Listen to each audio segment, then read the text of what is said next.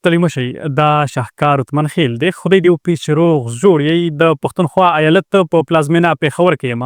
په یو داسې روغتون کې ولاړ یم چې فرنټیر فاونډیشن نومیږي.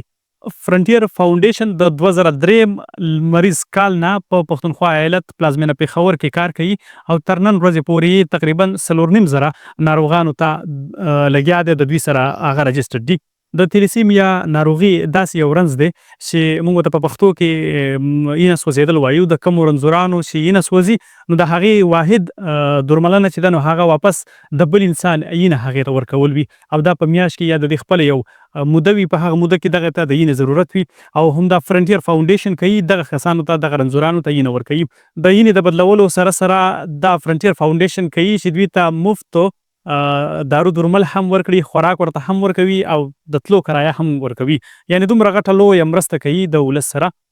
تاسې کولی شئ چې د دوی سره مرسته وکئ او هغې دې لپاره چې دغه شانې ادارې ستاسې د مرستې نه بغیر نه چلیږي.